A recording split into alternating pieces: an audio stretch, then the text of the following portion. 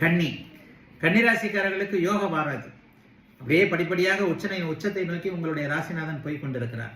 புதன்கிழமை வியாழக்கிழமை வாரத்தின் நடுப்பகுதியில் சுக்கிரன் வேற ராசியிலிருந்து 2ஆம் இடத்திற்கு மாறுகிறார். ராசியை குறிபார்த்து கொண்டிருக்கிறார். பண வரவு வரக்கூடிய நல்ல வாரம் இந்த வாரம். இது வரைக்கும் காசு இங்க போய் மாட்டிக்கிச்சு, அங்கே போய் மாட்டிக்கிச்சு, பணத்தை வந்து இது பண்ண முடியல, ஒரு இடத்துல தேவையான இடத்துல தேவைப்படுகின்ற நேரத்துல பணத்தை வாங்க முடியல, இந்த மாதிரி பண விவகாரங்கள்ல கஷ்டப்பட்டு கொண்டிருக்கக்கூடிய அத்தனை கன்னிராசிக்காரர்களுக்கும் இந்த வாரத்தின் முதல் 5 நாட்கள் நன்றாகவே இருக்கக்கூடிய பண வரவுகள் வரக்கூடிய நல்ல வாரமா இந்த வாரம் அமையும். வாரத்துல கடைசி பாத்தீங்கன்னா வெள்ளிக்கிழமையிலிருந்து அப்படியே சந்திராஷ்டமம் ஆரம்பிச்சிருது. வெள்ளிக்கிழமை அதிகாலை 5:15 ஞாயிற்றுக்கிழமை காலையில 6:09 வரைக்கும் சந்திராஷ்டமம். அப்ப வெள்ளிக்கிழமை முழுக்க சந்திராஷ்டமம், சனிக்கிழமை முழுக்க சந்திராஷ்டமம், ஞாயிற்றுக்கிழமை காலையில் எந்திரிச்சவொன்னு சந்திராஷ்டமம் விலகிடுது. அப்ப வெள்ளி சனி இந்த 2 நாட்களும் சந்திராஷ்டம தினங்களாக இருப்பதால் சந்திரன் 8ல் அந்த இடத்துல தேய்பிரை அமைப்புகள்லையும் இருப்பார்.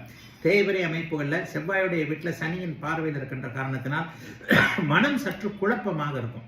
எல்லா அமைப்புகள்லையும் மனசு இதை செய்யலாமா அதை செய்யலாமான்ற ஒரு பச்சோந்தி தோற்றத்தோடு 2 பக்கமும் டைலமாக இருக்கக்கூடிய காரணத்தினால கடைசி 2 நாட்கள் வெள்ளிக்கிழமையும் சனிக்கிழமையும் எந்த விதமான முக்கிய முடிவுகளையும் அப்படியே கன்னிராசிக்காரர்கள் எடுக்க தேவையில்லாத நாட்களாக இருக்கின்றன. பணம், விலை உயர்ந்த பொருட்கள், செல்போனை பத்திரமா வச்சுக்கோங்க. கவனங்கள் வேற எங்கேயும் இருக்கும். பொது இடத்துல டிராவலுக்கு போறவங்க, ட்ரெயின்ல போறவங்க, பஸ்ல போறவங்க, பொது இடங்கள்ல பாக்கெட்டு பின் பாக்கெட்ல வச்சேன், அப்படி வச்சேன், இப்படி வச்சேன்னு விலை உயர்ந்த செல்போன் விலை வைத்திருப்பவர்கள் கவனமாக இருக்க வேண்டிய ஒரு காலகட்டமா அந்த சந்திராஷ்டம காலகட்டம் இருக்கும். ஏன்னா விலை உயர்ந்த பொருட்களை கவனமாரதியாக எங்கேயாவது வச்சுட்டு தேடுறது, இழந்து போறது போன்ற அமைப்புகள் 8ல் சந்திரன் தேய்பிரையாக மறையும் போது அமைப்புகள்ல கொஞ்சம் கை லாஸ் இருக்கக்கூடிய தன்மைகள் கண்டிப்பாக உண்டு. ஆகவே எதிலும் கொஞ்சம் கவனமாக இருக்க வேண்டிய ஒரு கடைசி 2 நாட்கள் வெள்ளிக்கிழமை சனிக்கிழமை மட்டும் இருக்கும். மற்றபடி முன்னால 5 நாட்கள் பாத்தீங்கன்னா அப்படிலாம் ஒன்றும் பெரிய சோதனைகள்லாம் எதுவும் இருக்காதுங்க. மிகப்பெரிய நிறைவான பலன்கள் நடக்கக்கூடிய அமைப்பு. கன்னிராசிக்காரர்கள் எல்லாருக்குமே 12 ராசிகள்லேயே கன்னிராசிக்கும் மகர ராசிக்கு மட்டும் நல்ல சாதகமான பலன்கள் நடந்து கொண்டிருக்கின்றன என்பதுதான் உண்மை.